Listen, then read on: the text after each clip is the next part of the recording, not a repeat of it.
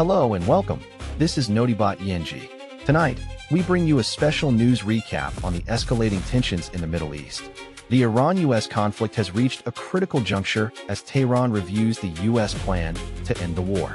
We'll take you through the latest developments, from Iran's creation of an agency for tolls in the Strait of Hormuz to Israel's battle with Hezbollah and its implications on the region. Our expert analysis will guide you through the complex web of events shaping the Middle East crisis. Let's get started. As tensions between Iran and the United States continue to simmer, Tehran is taking a step towards self-reliance in its maritime security efforts. The Iranian government has taken a significant step towards ending tensions in the region by launching an agency to administer tolls on ships transiting the Strait of Hormuz. The new authority, called the Persian Gulf Strait Authority, will be responsible for approving ship transits and collecting tolls in the key waterway. According to reports, the Iranian government has been considering a proposal from the Trump administration to end hostilities in the region. This plan was reportedly presented by U.S. Secretary of State Mike Pompeo during his visit to Tehran last month. The proposal is believed to include a number of conditions, including the reduction of U.S. military presence in the region and an end to support for anti-Iranian militant groups. The launch of the Persian Gulf Strait Authority marks a significant development in the negotiations between Iran and the U.S. It suggests that both sides are serious about finding a peaceful resolution to the conflict. The agency's creation could help to reduce tensions by providing a formal mechanism for ships to transit the strait, while also generating revenue for the Iranian government. The Persian Gulf Strait Authority is seen as a major step forward in the negotiations between Iran and the U.S. It has been welcomed by shipping companies and other stakeholders who have been affected by the tensions in the region.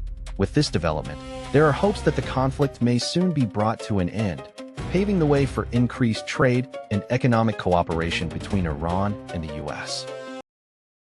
As tensions between the U.S. and Iran remain high, a recent proposal has sparked intense debate among world leaders, with some labeling its outcome dire. Conservative radio host Levin has cast doubt on a reported U.S. proposal to end the Iran war, saying it would be disastrous if implemented. The proposal, according to Axios, is a one-page draft memorandum that outlines 14 key points for a potential deal with Iran. The report comes as President Trump paused a naval operation in the Strait of Hormuz on Tuesday. This move was seen as a gesture of goodwill towards Iran and an attempt to ease tensions between the two countries. However, the proposed deal has raised concerns among some lawmakers and national security experts. According to Axios, the 14-point plan includes measures such as the removal of U.S. sanctions on Iranian oil exports, the relaxation of restrictions on Iranian ballistic missile development, and the establishment of a U.S.-Iranian commission to monitor compliance with any agreement. Levin, however, has expressed skepticism about the proposal's viability, citing concerns about Iran's history of cheating on agreements and its continued support for terrorist groups. The deal is seen as a significant development in efforts to de-escalate tensions between the U.S. and Iran following the assassination of top Iranian military commander Qasem Soleimani by U.S. forces in January. However, Levin's criticism highlights the challenges that any potential agreement will face, particularly if it requires concessions from both sides. The U.S. government has yet to confirm or deny the existence of the proposal, but its details have raised eyebrows among lawmakers and national security experts. As tensions escalate in the Middle East, we now turn to a developing crisis that could have far-reaching implications for global security and diplomacy. Good evening. I'm your name, and this is a special report from our global news desk. Iran's conflict with neighboring countries has been escalating for months, with the U.S. calling on Tehran to end the fighting. A peace proposal was reportedly made, but Iranian officials have dismissed it as nothing more than a list of American wishes. According to reports, an Iranian official said that Tehran would convey its response through Pakistan, which is serving as a key mediator in talks between the two sides. The proposal itself remains under wraps, but sources say it involves concessions from Iran on issues such as border disputes and security concerns. The U.S. has been urging Iran's President Ebrahim Raisi to engage in negotiations with neighboring countries, including Saudi Arabia and the United Arab Emirates, over issues that have contributed to tensions between them. The conflict has raised concerns about regional stability and the risk of wider war. Pakistan's involvement as a mediator suggests that Islamabad sees an opportunity to broker peace between its rival nations. However, the fact that Tehran is choosing to convey its response through Pakistan rather than directly with the U.S. or other regional players raises questions about Iran's willingness to compromise on key issues. As the situation continues to unfold, we'll be following developments closely and providing you with updates as more information becomes available. As tensions surrounding Iran's leadership continue to simmer, a key figure is speaking out against the growing divide within the country's top echelons. Iran's President Pezeshkian has announced a positive meeting with Supreme Leader Mojtaba Khamenei in an effort to quash the narrative of divided leadership within Iran. The meeting, which took place 2.5 hours, was facilitated by Khamenei and marked the first time Pezeshkian had been able to meet with the supreme leader since his selection as Iran's most powerful position. According to state media, the meeting created an atmosphere of trust, calm, solidarity, and direct, unmediated dialogue. This move comes as Washington has been pressing Iran to clarify its leadership structure in light of ongoing disputes over the Strait of Hormuz, a vital waterway for global oil supplies.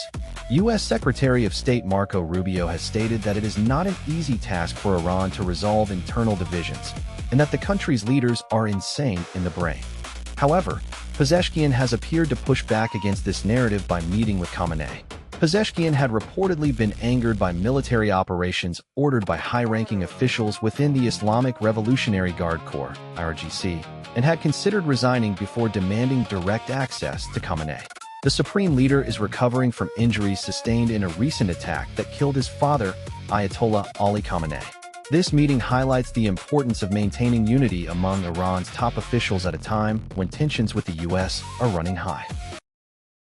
As tensions escalate in the Middle East, the conflict between Israel and Lebanon's Hezbollah takes on a new dimension in the broader Iran war.